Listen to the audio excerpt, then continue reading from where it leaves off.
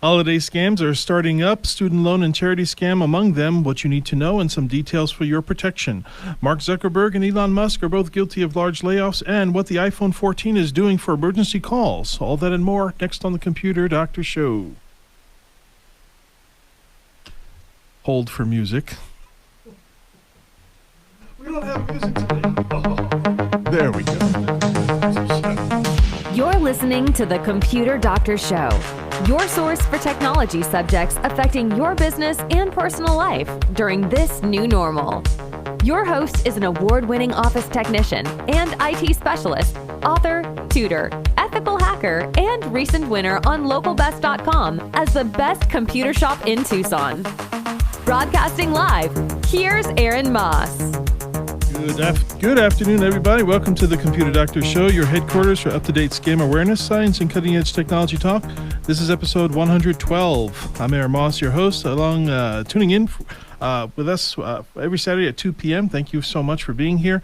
We post all of our shows and bonus content on ComputerDoctorShow.com. Again, ComputerDoctorShow.com. We'd love to hear from you, so give us a call during the show with your computer, internet, cybersecurity comments and questions on our open studio line, 520-790-2040. Co-hosting today is Chris from the Cassie Unscrewed Theater. Good afternoon, Chris. Hello, Aaron. Thanks. Very, very happy to be here. All right. Always happy to have you here. We'd like to show some love to Mike and the team of Perfection Auto Works for all of your cars needs. Mike Emery has found the dream team of expert professional auto technicians in Tucson. They get it right the first time, so don't waste your time or your money at other suspicious shops. Take advantage of their free 26-point inspection at Perfection Auto Works. For appointment, call 520-323-8650. Again, 520-323-8650 and perfectionautoworks.com. A lot of things happening in the tech world today, and here we go. Some holiday scams are starting up. Here we are in mid-November. Tis the season. Holidays are here, and usually there are scams that arrive too. Okay, this is where crooks and scammers like to do their worst. Yeah, just like it's everybody's busy season, it's also busy season for scammers. There we go. So usually holiday season, they come back pretty thick, and this year is no exception. So there is the Veterans Day scam, Microsoft scam, Romance scam, to name a few. But we're going to concentrate a little bit on this Veterans Day scam that had made a little bit of news here. In particular, this operates on the charity scam. The charity scam is something that you need to be aware of. So if you don't want to fall for the charity scam, here's what you need to know. And that is, if you want to catch a charity scammer early in their spiel, you want to do a little bit of research about who they say that they're affiliated with. Many times they change the language, or they may the name of their service might mimic the name of another familiar charity that you might be familiar with, and you will assume that they are with them. Yeah, like instead of Wounded Warriors, it could be Wendell's Warriors. Yes, Wendell. Yeah, see, and they do this on purpose. They do this to confuse and to manipulate you. So you have to be very, very clear on exactly what verbiage that they're using and what name that they're using. And once you know exactly who they are representing, you want to be able to check and research that name of that charity and its ratings. And there's several ways that you can do that.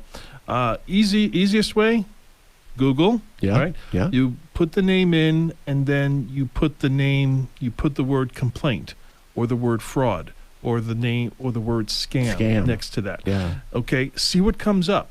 The company that they are professing to be a part of might have been involved in a complaint, fraud, or scam. Okay, you want to be able to get that information. Also, by checking out the charity with at least 2 charity watchdogs. There is Charity Navigator, that's made by the IRS Charity Search.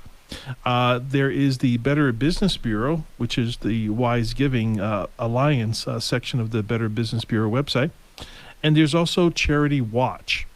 Now, we're saying to the recommendation from the FCC actually is to check with 2 of those of of those charity watchdogs, only because one is not enough. Always check with two, and if they both are showing the same thing, you can take that as being true. Right, that's confirmation. At least two sources. At least two sources.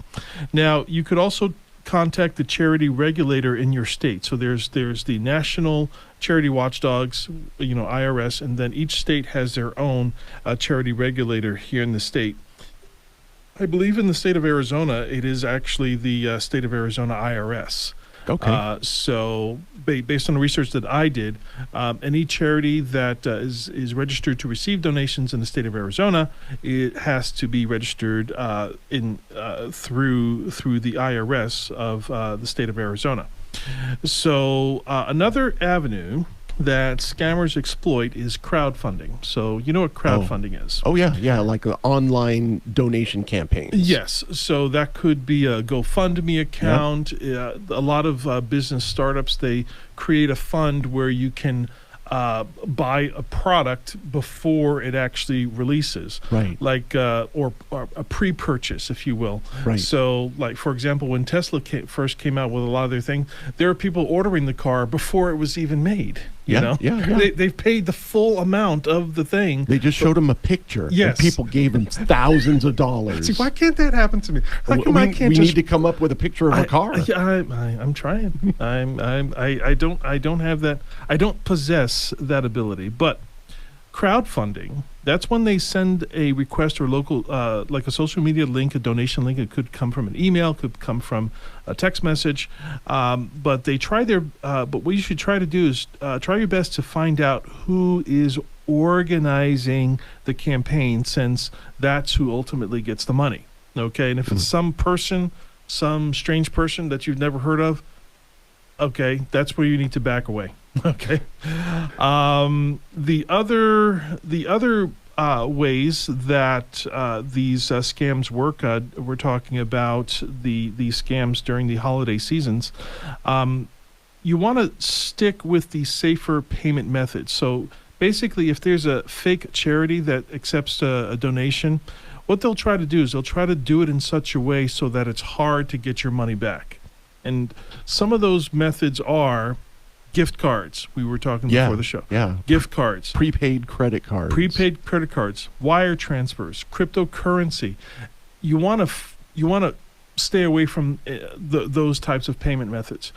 If they have to connect to your computer, if they're telling you to keep you on the phone while you go to the store to buy a gift card, instituting a wire transfer, MoneyGram, Western Union, any type of cryptocurrency, or going to a cryptocurrency ATM. Yeah.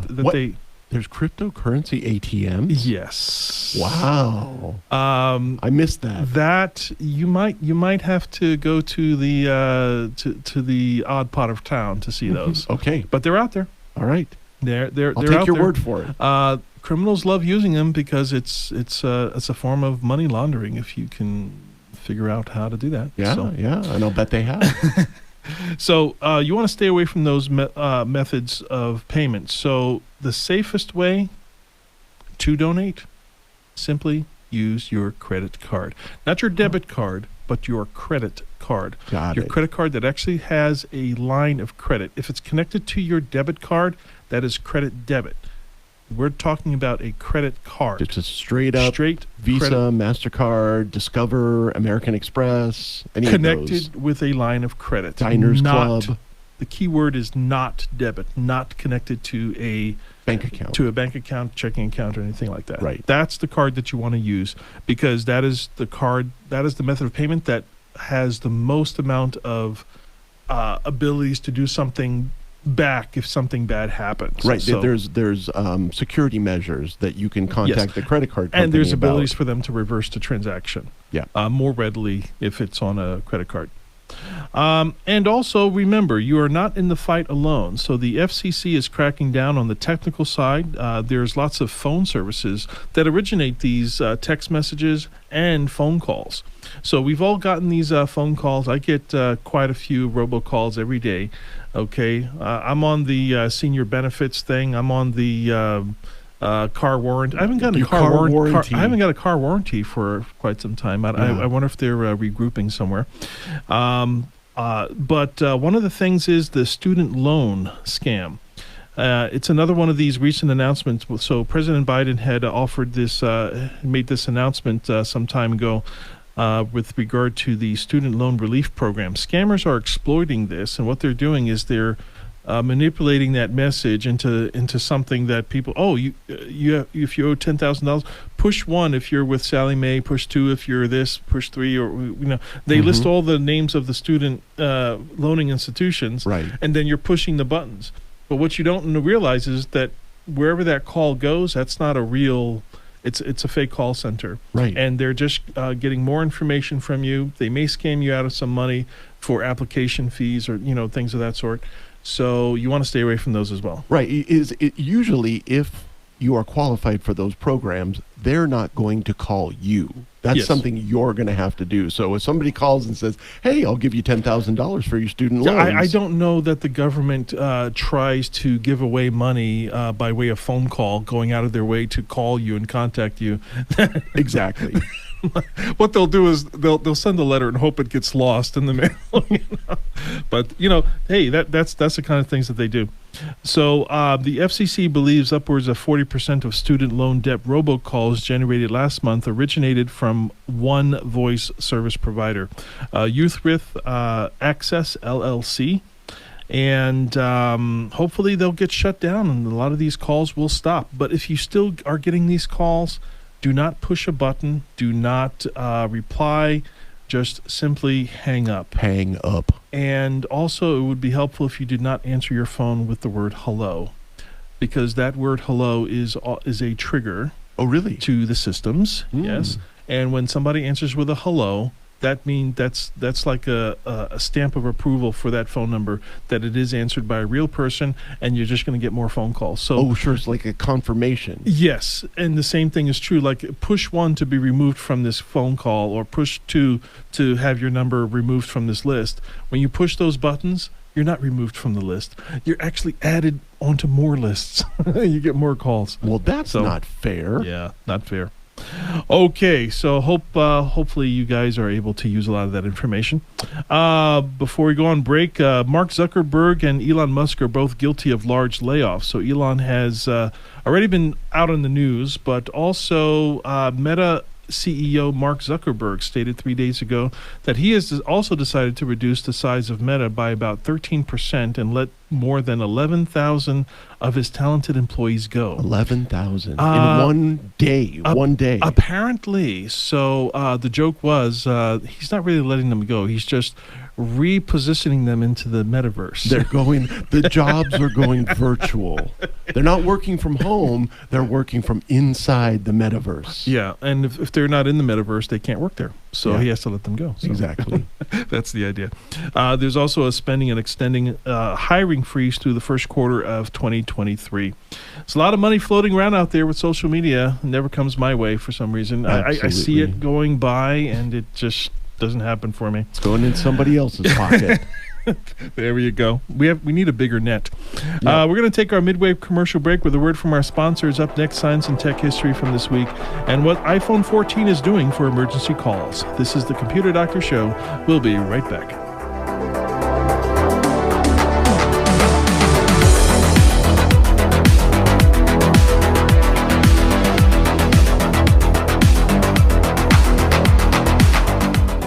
It's fall 1621, and the pilgrims are readying their crops, but in the turkey barn, trouble is brewing. We cannot stand for this injustice. All turkeys are equal. Just some of us are more equal than others. We shall not end up on a dinner table. We will escape.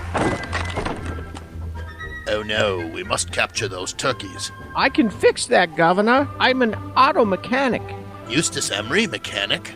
Strange no one's invented the automobile yet. Oh well, if you can capture the turkeys, do it.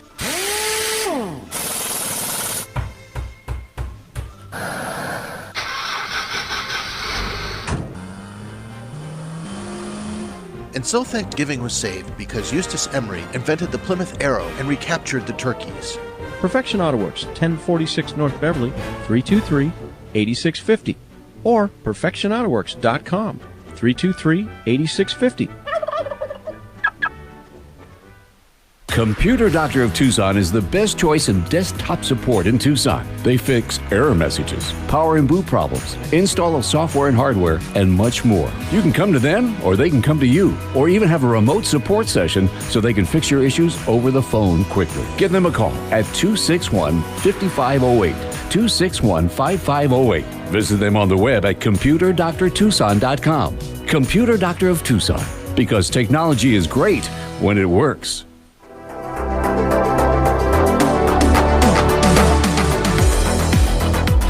Welcome back to the Computer Doctor Show, your source for scam awareness, science, and cutting-edge technology talk. I'm Aaron Moss, your host, along with Chris, co-hosting today from the Unscrewed Theater.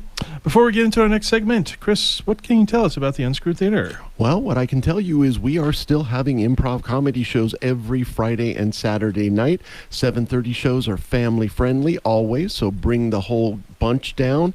And also, since it is holiday season, we are looking for people who want to have a private holiday party at Unscrewed Theater. We can give you a place to have your party and also an improv comedy show thrown in.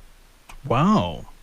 So please, there we go. Give a call at 520-975-7035. And the website again? Unscrewedtheater.org. Unscrewedtheater.org. Can't miss it. Okay, we're going to take a look at science and tech history happening this week. This is where we look at notable science and technology achievements in history that coincide with this week of November 12th. This plus week. or minus 3 days or so. Yeah, exactly. We'll Right around this time. Yeah, what do you got for us there? So, 39 years ago, on November 11th, 1983, the first computer virus was created and displayed by Fred Cohen, a USC graduate. He demonstrated a short program that infected a computer, it replicated, and it spread to other computers. So all I have to say is, thanks, Fred. Yeah.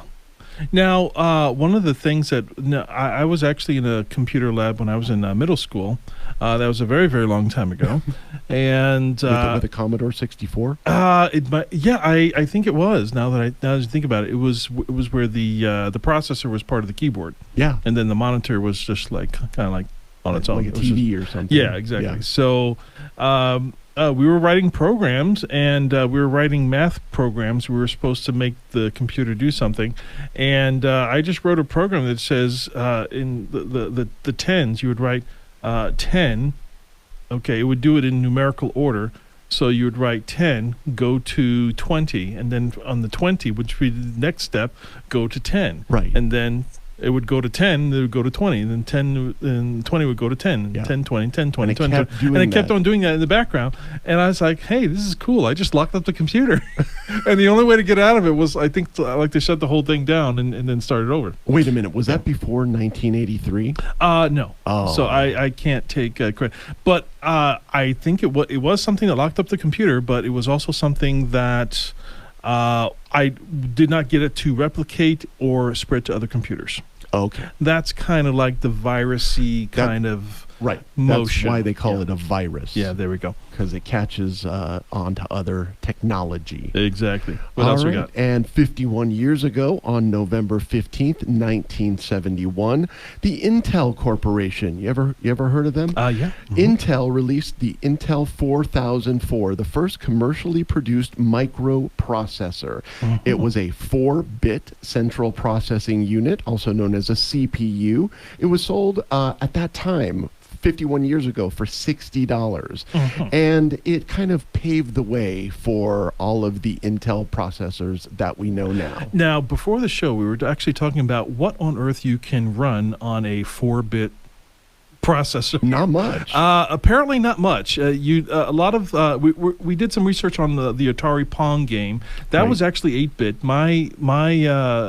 My Super Mario Brothers from the original Nintendo, the classic Nintendo, that was also 8-bit. Now, the thing we were trying to figure out if it's possible to run a game less than 8-bit. And we actually found, we were actually able to find, what were the names of the thing? It was a Tomy handheld 4-bit game. Actually, I had one of those, and it was based around the movie Tron. And so, this movie that had all these incredible cutting edge special effects, on the video game, it was like little bits and beeps and bops and bites. It was very disappointing compared with the movie. It says blips and bits, right? Yeah. Apparently, that's all you can get out of a 4-bit. Yeah. So, in order to have any type of real gaming experience, I think you need at least 8-bit to have any type of real experience there. Yeah. So, well, we've certainly come a long way. So, I wonder if there is a following of 4-bit gamers out there. That would be really. I'm sure I know there's vintage gamers out there. Yeah. But I don't think they go back to 4-bit. You never know. Okay. Here is some quick announcements as we're starting to wrap up a little bit. Twitter users create havoc by impersonating brands. As a result, the new Twitter Blue, which is the Twitter subscription one of the Twitter subscription services. Apparently, there's an $8 one and a $19.95 one. We haven't quite figured that out. I think I don't think they've figured it out yet. Okay, I think the Muskiverse. Can I say that the Muskiverse is still reshaping itself? I think I need to take a shower after you say that. The Muskiverse. So basically. After some change, and there were some changes to the algorithm of Twitter now that Elon Musk has taken it over, and a lot of these fake accounts that a lot of social media platforms are always battling. You take a lot of the if you take the what should I say? If you take away the access, or if you take away the censorship, and you take away a lot of the red tape, the restrictions, these are the things that start to pop up. You understand? So when Elon decided to do that, I knew that something like this was going to happen. So now he's at the controls. He's got to find something to stop people from causing all these fake accounts. So what they've done is they've temporarily stopped this wave of fake accounts because it overwhelmed the system, and we're going to be reporting on what he's going to be doing next to see about other Twitter users and if Twitter is going to continue to function as a platform. Yeah, I think after the show I'll test that and create a fake Elon Musk account. Sure, go for it. Also, last story here, what iPhone 14 is doing for emergency calls.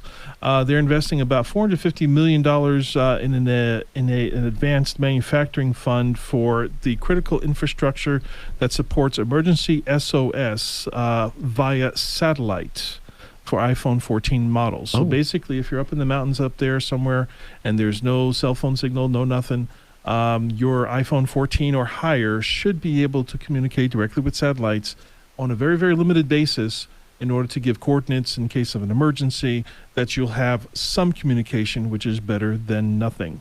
They are not the pioneers of this, however, because T-Mobile and Starlink announced late in August that they were partnered for an emergency satellite service to start next year. So no doubt the satellite cell service race is on. Are you ready for it? Oh, I'm totally ready for it. Because the thing that I want is for a satellite to be able to know where I am every second of the day. Okay, there we go. Before we wrap up, just want to thank our sponsor, Perfection Auto Works, again for sponsoring our show. Stop by their location on Speedway and Craycraft for your free 26-point inspection. As always, don't click unverified links in emails or text messages. Use a password manager. Always look at the address bar. Check activity on your bank statements on a regular basis. Enable two-factor authentication. Verify all incoming and outgoing calls. Back up your system to the cloud and listen to the Computer Doctor Show live on Saturdays and post it as podcast on Tuesdays. If you missed any part of this episode, go to ComputerDoctorShow.com, click episodes, and find episode 112. My name is Aaron Moss, your host and technology expert. Chris co-hosting today from the Unscrewed Theater. Tom Fairbanks is at the control board. Stay safe, enjoy the rest of your weekend, and we'll talk to you again next week. Bye. We hope you enjoyed this episode of The Computer Doctor Show.